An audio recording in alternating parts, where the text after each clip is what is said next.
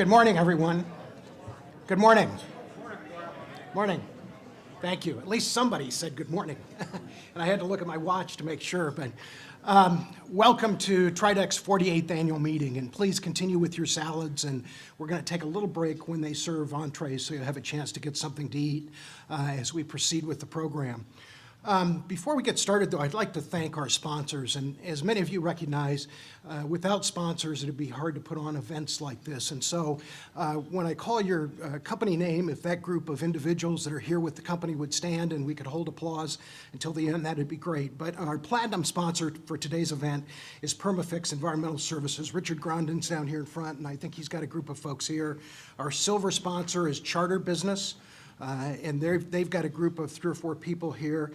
And then our bronze sponsors are Yakima Federal Savings and Loan, WorkSource Columbia Basin, Meyer Architecture and Engineering, and Energy Northwest. So please join me in thanking those sponsors.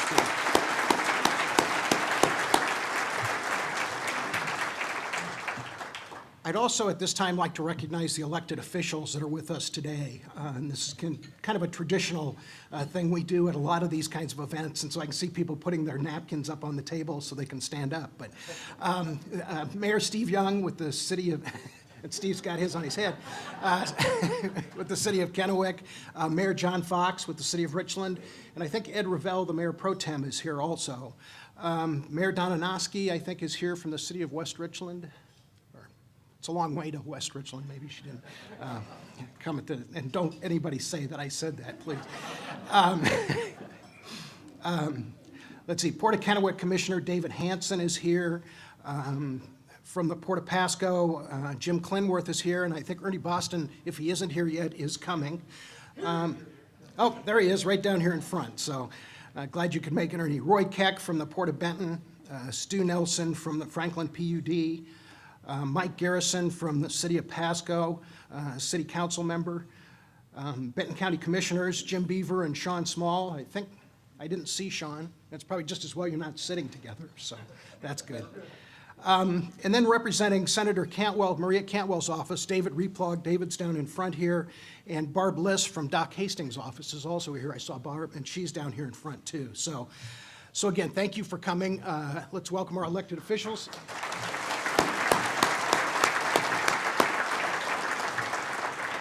And I should probably ask that scary question, did I miss anybody? Great. Now I'd like to take just an opportunity to talk a little bit about the board of directors and also provide some gifts to some of our outgoing board. But it's really an opportunity, I think, to serve for a board of directors like the TRIDEC board. It's a great group of community leaders that really have, I think, the Tri-Cities' best interests in mind. When I've been in other communities, of course, that was the best board I ever worked for. And it's no different here. No, but in seriousness, this really is a group of dedicated individuals. And, you know, I can't think of a time when if I've asked a board member if they would do something for us, that they've turned us down. I mean, they're always there for us. And so this has really been a great group of individuals. As I said, I'd like to recognize, also you've got at your table in your packets the 2010 annual report. So there's a complete list of board members in that annual report for 2010, but we would like to recognize some of the outgoing board members that are with us today. So if you'd come up in just a second and receive a plaque. First up is Jared Balcom. Jared, you're down here in front.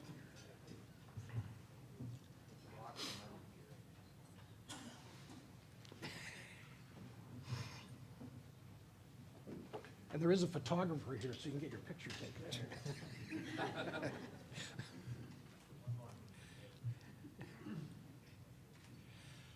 And Ken Brutzman. Ken, you're here someplace, I believe.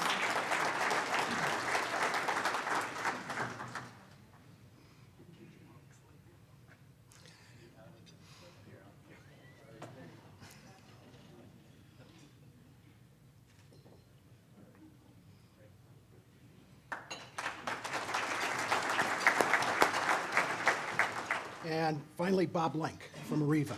Bob.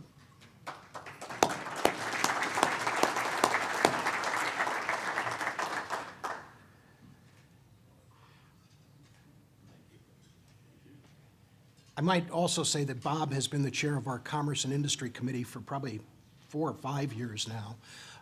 And that committee meets monthly, so he did not only board duty, but Commerce and Industry Committee, and that committee is the one that kind of guides our business recruitment and business retention and expansion efforts. So Bob's put in a lot of time for us at TRIDEC, and I hope he continues to chair that committee. Hint, hint.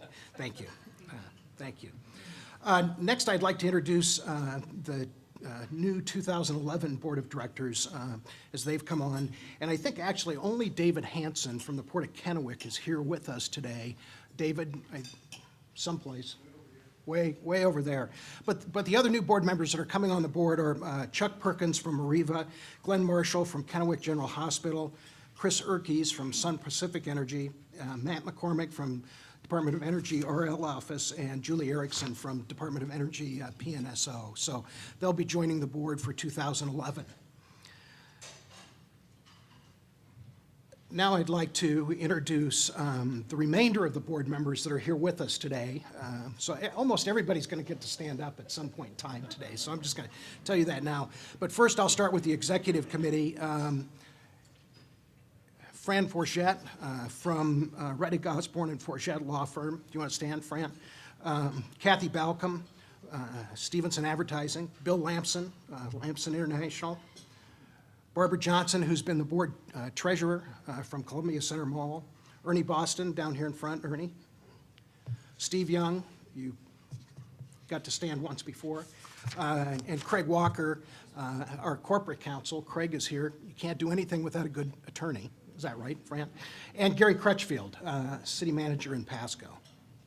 And those are executive committee members that are here. Let me quickly go through the remaining board members that are also here. Jim Beaver, Benton County Commissioners, Christina Brown from Geisa Credit Union, Rich Cummins, I saw Rich come in from Columbia Basin College, Mayor John Fox from Richland, Mike Garrison from the city of Pasco, Tom Mackey with Agri Northwest, and I haven't seen Tom, but Craig Mayfield with Central Premix, and again, Don Anoski. Also Brent Ridge from Energy Northwest, and Jim Sanders from Benton PUD, if Jim is here. So again, thank you all for being a great boss for me.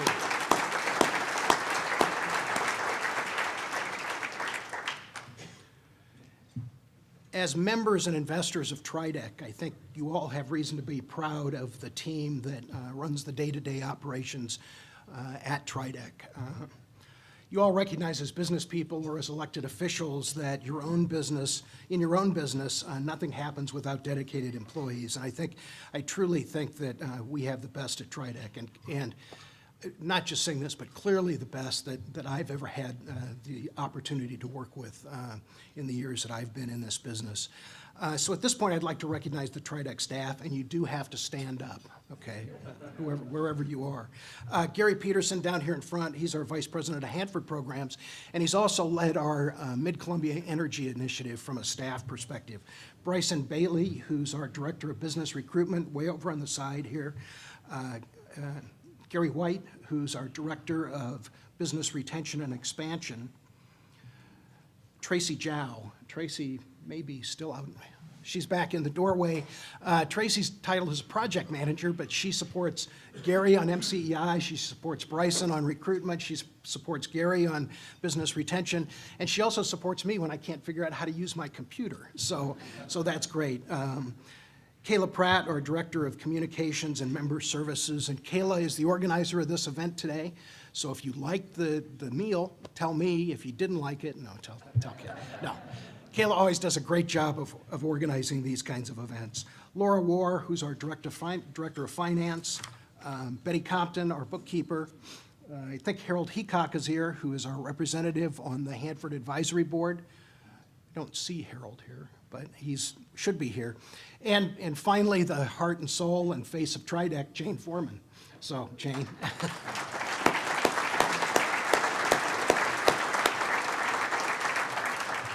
I'll say also not with us today is Sue Ann Burton, who's the bright voice you hear when you answer when you call TRIDEC and the phone gets answered, and she's off on a medical emergency today, so she'll be back with us later this week. We also have two tenants in the TRIDEC office suite that I think help broaden our coverage of assistance when people walk in the office. And the first is Bruce Davis. He's not with us today, but he is the director of the Small Business Development Center. So when somebody comes in and wants to know how to start a business, Bruce is the guy that they start with. And so that's worked very well for us at the TRIDEC office. The other person, Rebecca Weber, who is with us today, is with the Washington State Department of Agriculture, and she's an international marketing specialist. And so it's nice to have that perspective about what's going on at the state in the office with us. So thank you, Rebecca, for being here.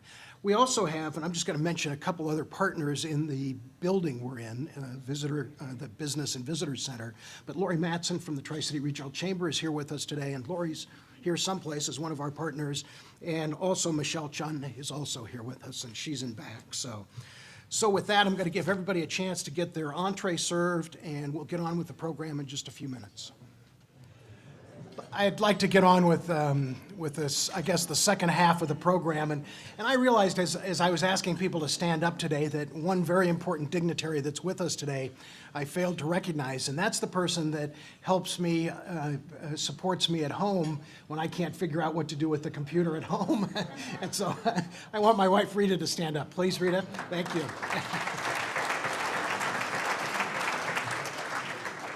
And I'm guessing there'll be payback for that later. So. I've gone through my career in economic development feeling that there's three very important principles that everybody needs to understand about economic development.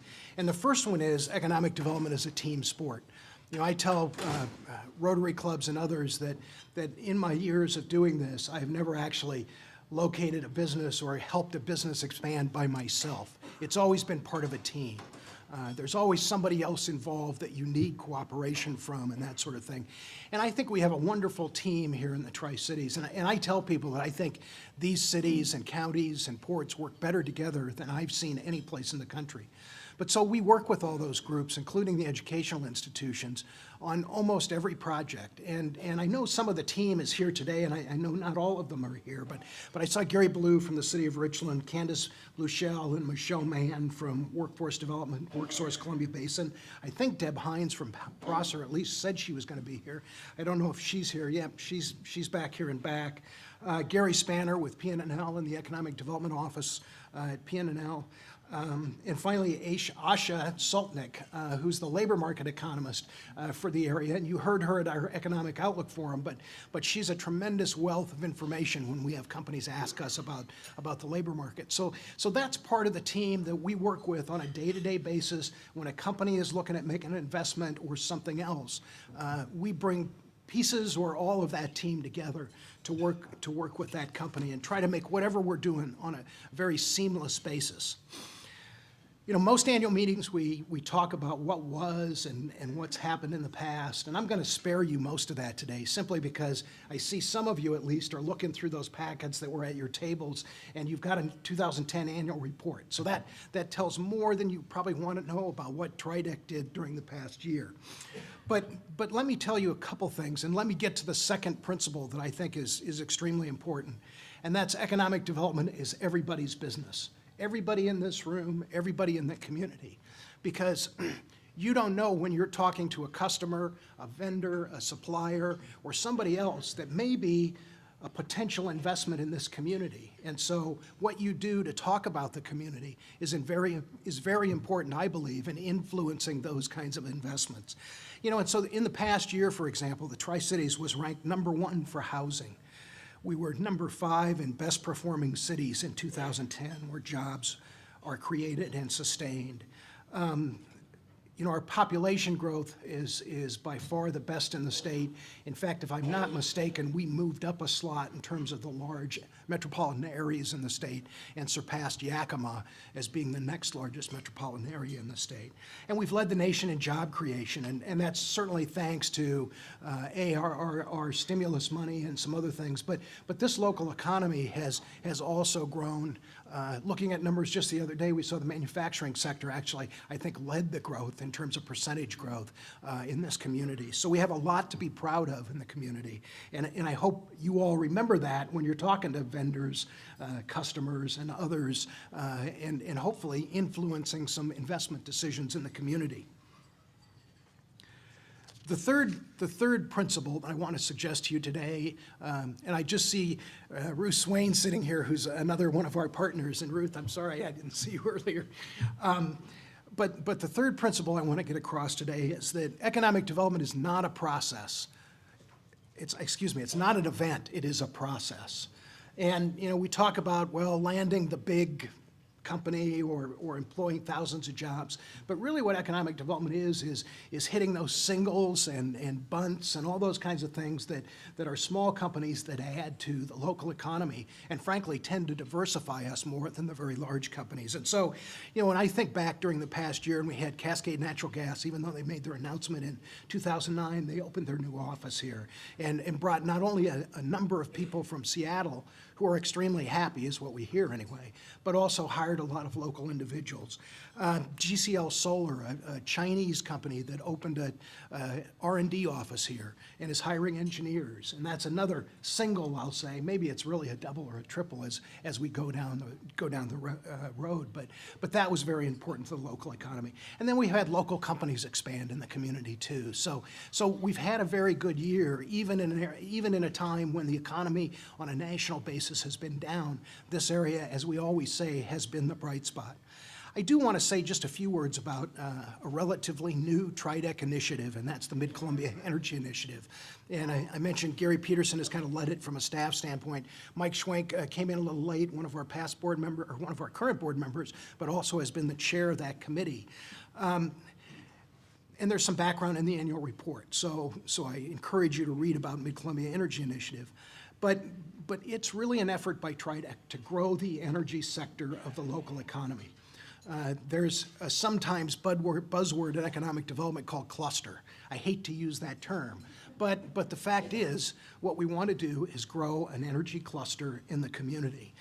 And we believe we're uniquely positioned to do that because many of our assets in this community lend themselves to energy development, and also some of the challenges we face, I think, position us with some great opportunities. And I'll just, Pacific Northwest National Lab and Battelle's work in smart grid, world-renowned, leading one of the large smart grid projects in the country right now, and their work with energy storage. 40% of the state's electricity is produced within a 100-mile radius of the Tri-Cities. All of the wind is produced here within a 100-mile radius. And well, some of it is right here. But also it presents some unique challenges that doesn't exist in other parts of the country where we have a lot of wind and we have to integrate it into the grid with our hydro and other facilities. So that's an opportunity as well as a challenge. And then finally, Hanford, abundance of land, but also some unique facilities and skilled workforce. So one of our early initiatives with MCEI was to identify a replacement fuel for the diesel fuel that was proposed to be burnt at the waste treatment plant out at Hanford. I'm pleased to report, and there was an article in the paper just recently, that DOE has actually started a procurement to extend natural gas under the Columbia River and up to the waste treatment plant. The result will save hundreds of millions of dollars during the operation of that facility. And that's a big win, not only for DOE, I think it's a big win for the community. And if we think about a gas line going under the Columbia River with a lot of excess capacity, it also provides some infrastructure for different kinds of development that wouldn't exist without that whole effort underway. And so that is in process at this point in time. And finally, I see Jerry Holloway here from URS, but thanks to URS and so your local affiliates, because you provided us with some seed money to do brochures that you have at your table on MCEI. There were some pull-up banners outside, and we're developing a communications plan around that. We want to be the energy capital of the Northwest. And I hope, if nothing else today, you leave with that message that that's where we're going at this point. So there's much more to come, and you'll be hearing more about MCEI in the coming years. At this point, I'd like to introduce our speaker. Am I going to introduce you? Okay, I'm doing it, okay. All right, I have the honor. At this time, I'm going to introduce Mark Reddemann, our keynote speaker today. Mark assumed his duties as CEO of Energy Northwest on August 9th, 2010. Prior to this position, he was Vice President of Operations Support with Xcel Energy, during which he also served on the Energy Northwest Corporate Nuclear Safety Review Board. From 2005 to 2006, Mark was Vice President of Nuclear Assessment with Nuclear Management Company, and before that position, he was Vice President of Plant and Technical Support at the Institute of Nuclear Power Operations. Following positions as Vice President of Engineering at NMC and Site Vice President at NMC's Kewaunee and Point Beach nuclear power plants. Mark holds a bachelor's degree in applied mathematics, engineering, and physics from the University of Wisconsin in Madison, and is a graduate of the Minnesota Management Institute of University of Minnesota.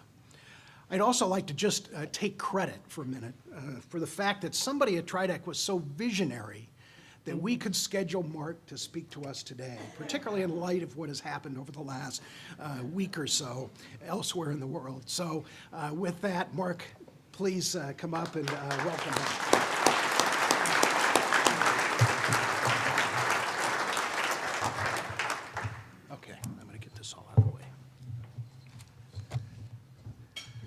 I feel like I'm really wired for sound here.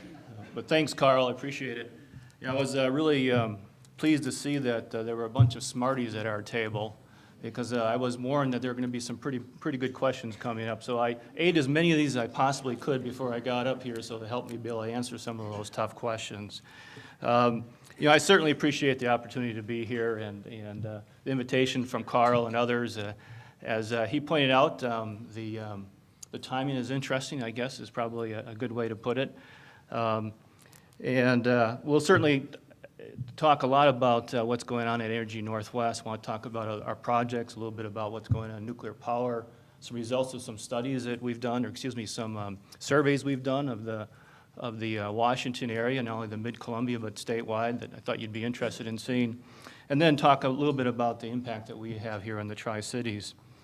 I thought, however, I'd start off by talking about the situation in Japan. I'm sure there's a lot of questions that you all have. I'll try to share with you what we know and a little bit about how we might compare and contrast the design and the other things associated with the operation of the reactors in Japan compared to the operation of the Columbia station.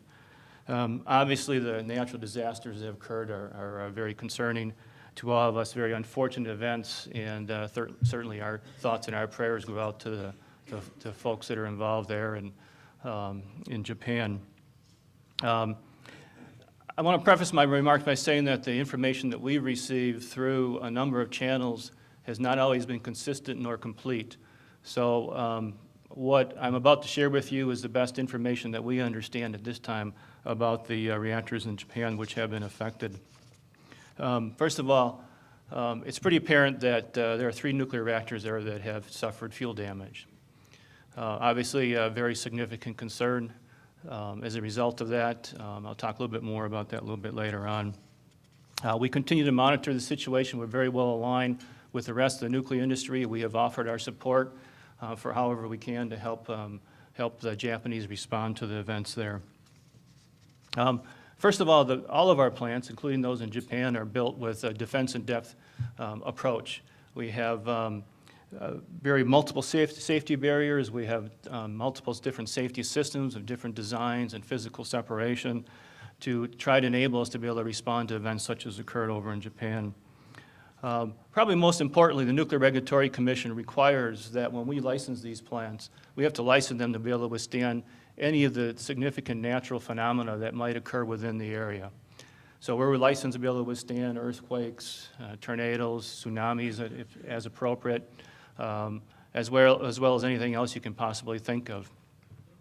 So the NRC goes through all that, and then they add some additional margin to ensure that there's some additional margin to kind of how our plants are designed and operated to those kind of minimum thresholds. So for example, the Columbia station here is designed to withstand the maximum credible projected earthquake in the mid-Columbia area. What that means is all the studies that we've understood, and our studies have recently been updated based on information that DOE has created that looks at some faults nearby that says that the maximum fault that could be expected in the area is about 12 miles away, likely up near Rattlesnake Mountain, at a Richter scale of about 6.9. So it can kind of give you an idea where it was.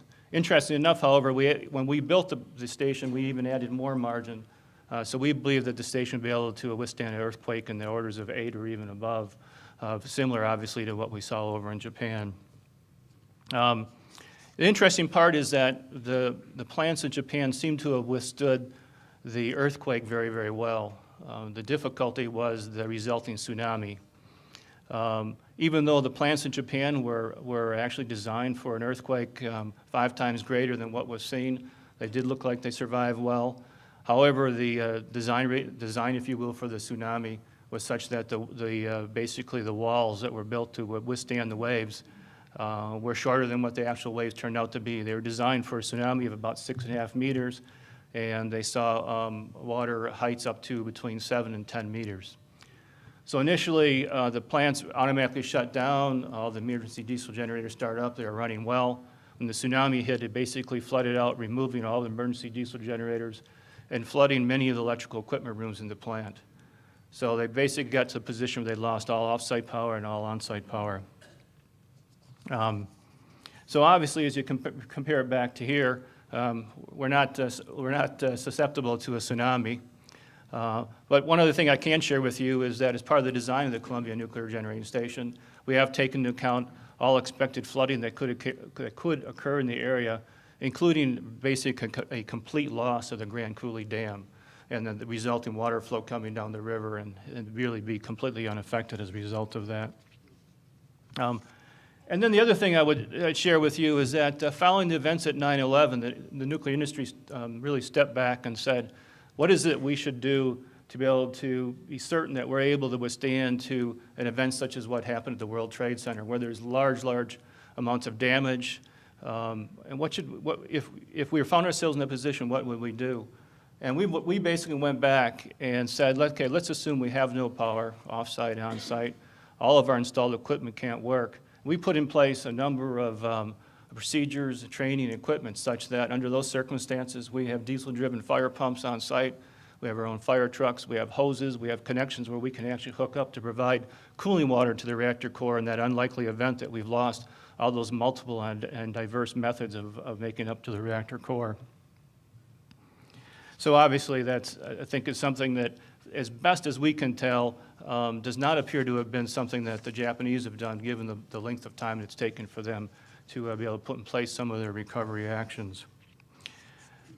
Having said all that, again, there's really a lot left to learn. We're going to continue to monitor this situation. I can assure you that we will look very closely for any lessons learned that might occur over in Japan and implement them here in the United States. So with that, I'm sure there may be other questions I can address later, but I do want to kind of move into to the presentation and talk about a few things about Energy Northwest besides earthquakes and tsunamis. As Carl mentioned, I've joined Energy Northwest about 8 months ago. I've certainly been very impressed with the employees at Energy Northwest as well as the community, and been involved in a number of events, and I hopefully look forward to getting involved in much more in the community and meeting all of you who I've yet to have met. So let me talk a little bit about Energy Northwest. First of all, we own and operate a very diverse set of generating assets, including wind, hydroelectric, nuclear power plant, obviously, and solar. Our low-cost public power, for public power is really important to us. Basically, we provide our power at cost to all of our members, which are shown here. You'll see that they include the city of Richland and the public utility districts of Benton and Franklin County. We're a joint operating agency that's created by statute, and which allows us to aggregate the resources of both generation and transmission on behalf of all those individual members. If you look at our generating assets, we supply power to over 1.5 million people in the state of Washington. So for us, clean energy takes many forms. First of all, our Packwood Lake hydroelectric plant, 27 megawatt plant. There are 11 participating participants from the list there that take power from that station. It's located about 20 miles south of Mount Rainier and went into operation in 1964. Next is the Nine Canyon Wind Farm. I think all of you probably noticed it as you drove in here to the Holiday Inn here today. It's 63 turbines spanning 75 acres and generates almost 100 megawatts of power while at maximum capacity. It was built in 3 phases between 2002 and 2008. Then there's White Bluff Solar Station, a small, more of a test facility right next to the Columbia Generating Station. Covers about 6,000 square feet of photovoltaic panels, and it's capable of generating about 38 kilowatts.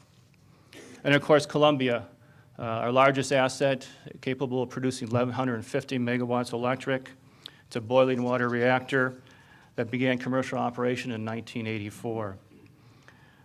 It produces enough carbon-free electricity to power approximately 1 million households. And unlike renewable sources of energy, it's base load. It operates 24/7 and is really kind of one of the workhorses, if you will, of the electrical sector. The good news is that as of yesterday, we passed our longest continuous operating run ever in the history of Columbia Generating Station. We've been operating continuously for 487 days. Obviously Columbia is vital to meeting the energy needs of the Northwest. We provide about 6% of the electrical energy or the power in Washington State. Again, that's about enough to serve 1 million households all across the Northwest. And we prevent nearly 8 million metric tons of greenhouse gases from entering the atmosphere annually. If you look all across the entire nuclear sector, we prevent over 650 million metric tons of carbon dioxide from being emitted into the atmosphere every year. That's nearly as much carbon dioxide as all of the passenger cars in the United States, just to kind of put that all in perspective. And it's also about 30% of the clean energy that's produced in this country. This slide here represents a rough estimate of how much energy is contained in one fuel pellet compared with oil, gas, and coal. Interestingly, there are about 28 million pellets of this size inside of the reactor core at Columbia at any one time. So as you can see, there's a tremendous amount of energy in a very small package. So each pellet is about the size of the fingertip of your baby finger. It stays in the reactor for 6 years, producing obviously an awful lot of power. A couple of interesting tidbits here. There's just 5 uranium pellets would meet a need for an entire household for a year. Just 5 uranium pellets supply all the power in your house for your entire year. And if you look at a plant about the size of Columbia, we burn about 2.2 pounds or about 1 kilogram of fuel each day in providing the power that we provide to all the people across the Northwest. Can't talk about nuclear without talking about used fuel. Some people incorrectly call it waste. It's clearly not waste. And sometimes it's confused with the waste over on the Hanford Reservation. The big difference for us is it really remains in a solid form. It still remains as a pellet inside a tube, inside of a number of fuel assembly. It's not a liquid, it's not a gas. And every 2 years, we shut down Columbia and we refuel. At that point, we take out about 1/3 of the nuclear fuel out of the reactor, replace it with new fuel, and we shuffle around some of the existing fuel, and we close up the plant and go back into operation. All of the used nuclear fuel that we have is safely stored on site, either in safe and secure above-ground storage canisters or in a fuel pool where they're continuously cooled, waiting for the time that they'll be moved over onto the dry fuel storage canisters and then ultimately be shipped on to an ultimate resting place, which the Department of Energy was hopefully going to find for us someday. Obviously, they're closely monitored to ensure that they're behaving as we would expect. The good news is that they're very passive. There's no moving parts. It just basically cooled through natural circulation. Another interesting fact here is that 95% of the energy is left in used nuclear fuel once it's removed from the reactor core. So obviously, there's a great opportunity for us to be able to recycle that. Recycling is done in a number of countries overseas, including France and United Kingdom. And my belief is that our nation can and should recycle used fuel. So if you kind of put this in perspective again, fuel from all of the United States plants all across the country, if stacked across a football field, would only reach 7 yards deep. So basically, that's everything that's ever been in all of the nuclear power plants, all 104 across this country. If you look at, for example, Energy Northwest in Columbia, all of the fuel that we've generated could really sit in a small convenience store, could all fit inside of that. If we recycle, basically what would be left over would probably fit in one of the soda coolers in the corner of that convenience store.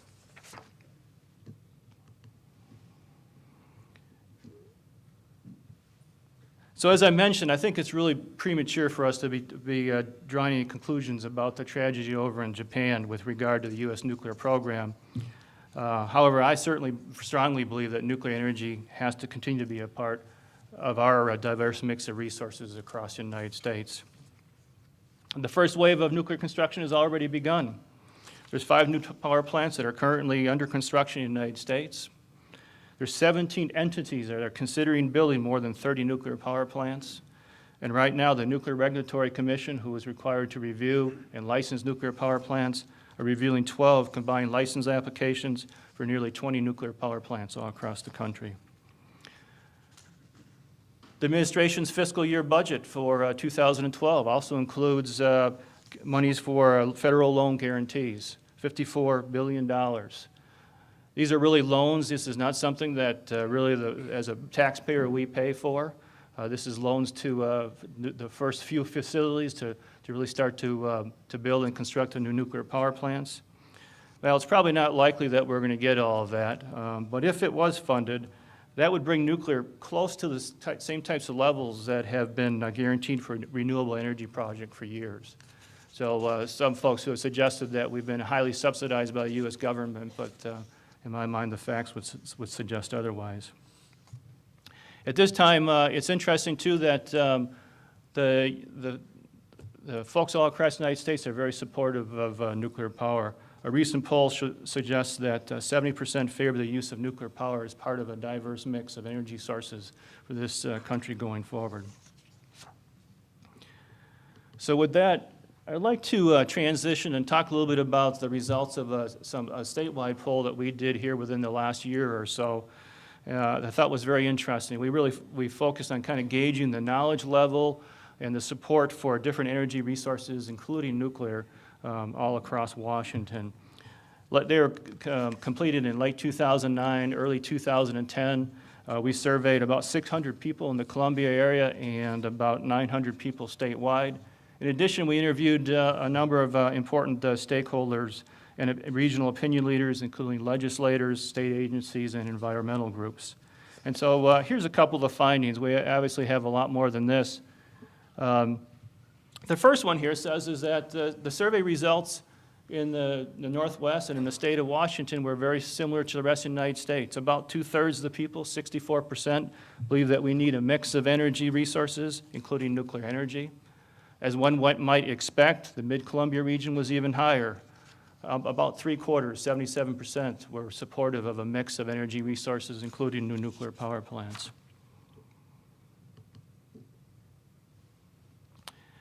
We also found out that nearly 2/3 of residents all across the state are supportive of new nuclear power plants, building new nuclear power plants. And again, 3/4 of the folks here in the Mid-Columbia Valley were very supportive of building new nuclear power plants. And of course, as one would expect, as we talk to opinion leaders, again, were much stronger for the support of nuclear power plants in the eastern side of the state than in the western side. But I think the most important message here, and I've shared this with a number of our state legislators, is is that support is pretty strong in the state of Washington. I think there's some who believe that it may not be, but it is all across the state. And then finally, in terms of some of the statistics, we asked people about how do you compare the effectiveness of meeting some of our future needs statewide. And nuclear came out as number 2, right behind hydro. And again, over on this side of the state, you'll see that nuclear came out to be the number one resource believed to be the most effective in meeting our needs going forwards.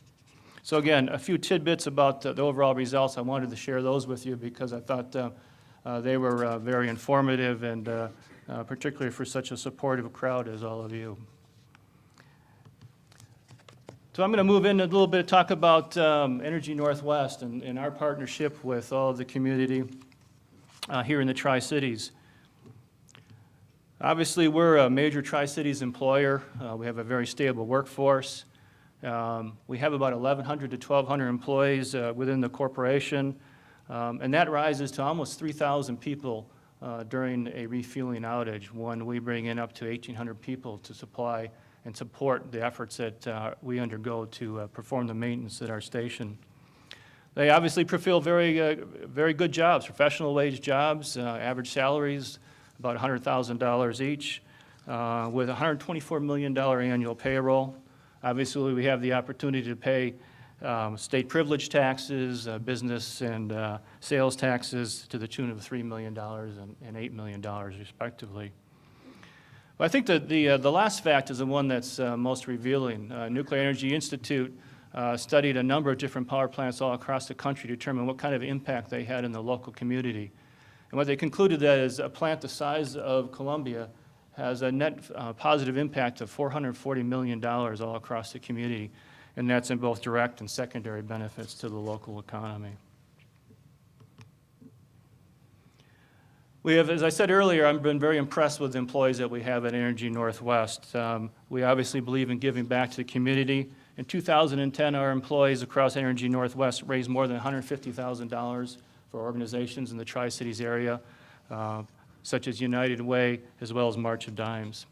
We're also a member in the partnership with the Columbia Basin College for the new nuclear technology program, and we offer internships for a number of people in that program as well as from other universities and other colleges. I want to talk a little bit about some of the current efforts that are underway across all of Energy Northwest. The first one is license renewal. When the nuclear power plants were initially licensed, they were licensed for 40 years, not because of any technical limitations. It's really all about accounting restrictions, and that the typical lifetime to depreciate an asset was 40 years. The NRC has put into place that enables us to extend that license up to an additional 20 years. We've made a submittal. We have had an awful lot of dialogue and inspections from the Nuclear Regulatory Commission, but the good news is that we expect about mid-next year to receive our license, which will enable the Columbia Generating Station to operate to 2043. I made mention to refueling outages. We have a very significant refueling outage starting in a couple of weeks. We perform outages every 2 years in the spring of the year for 2 reasons. Demand is low, or not too many air conditioners, not too many furnaces running during that time frame. And then secondly, that's when there's an awful lot of water coming down the river, and BPA can replace the output that we have with their hydro facilities. This outage, however, is going to be very unique. Typically, our outages will last anywhere from about 5 to 6 weeks.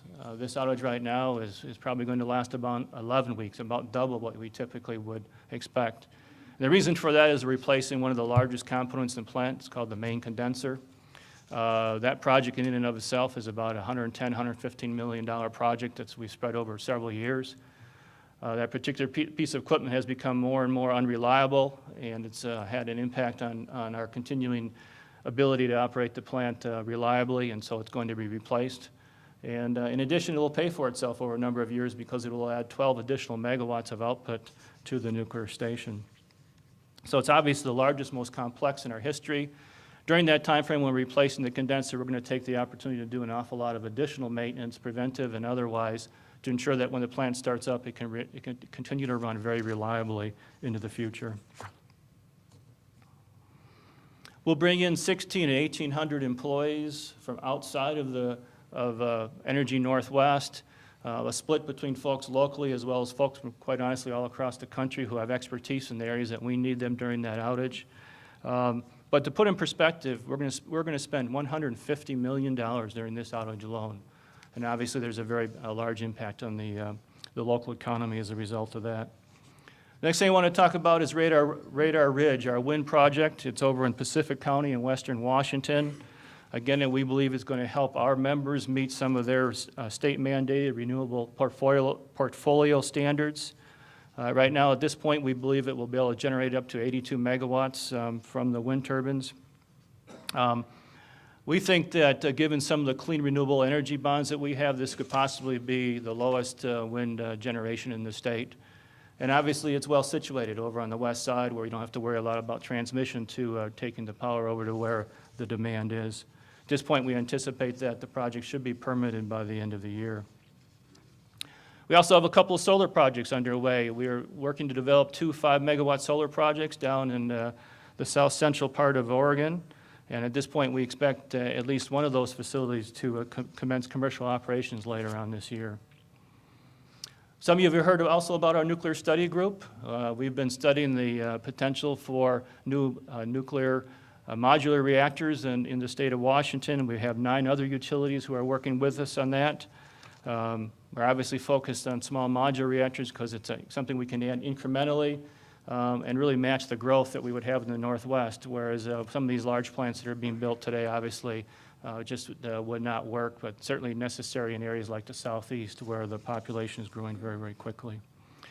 And then finally, Carl may mention the Clean Energy Park. We're a member in that initiative overall with the Mid-Columbia and TRIDEC, as well as all the rest of you who have been very active in that particular role.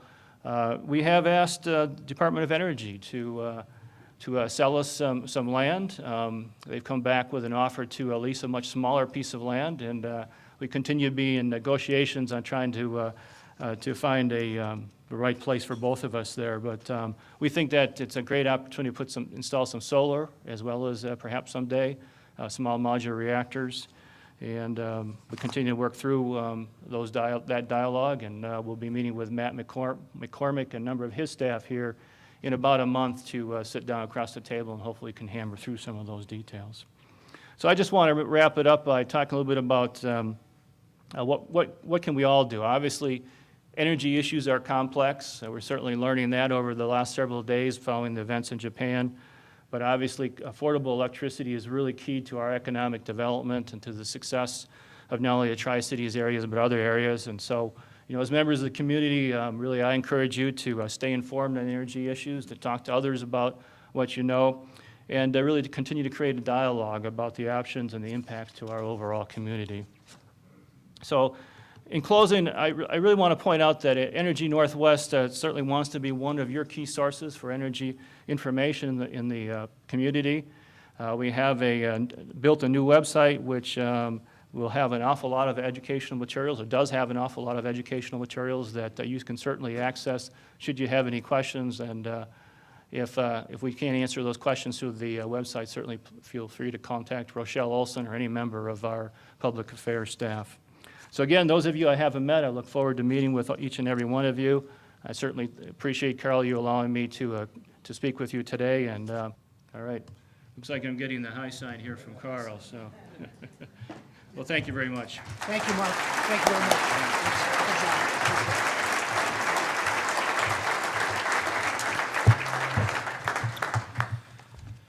Okay, so before we close today, I want to draw your attention to a flyer in the packets you've all received. And, I'll go back 4 or 5 years, and we had a consultant that did a regional marketing strategy for us. And one of the things that they pointed out, not only to TRIDEC, but I think the city of Kennewick at the time, city of Richland at the time, is that we needed to do in a community everything we could to not only attract but retain our young professionals in the community. And so I think with the help particularly of the city of Kennewick and city of Richland, Young Professionals of the Tri-Cities was formed. There are some other groups that are either company specific or United Way specific.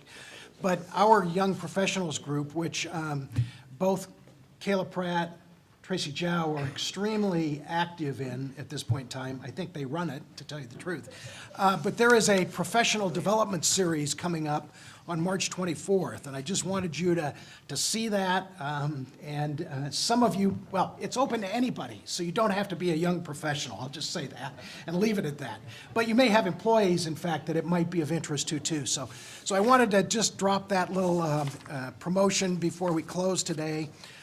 Mark, great comments. I think everybody learned a little bit more about what's going on in Japan, so that was good.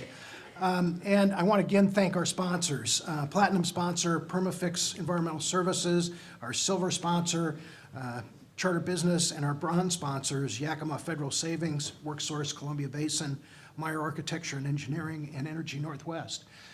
And again, thank you all for coming. You, our members, are the reason this organization works and works well. So thank you again. We're adjourned.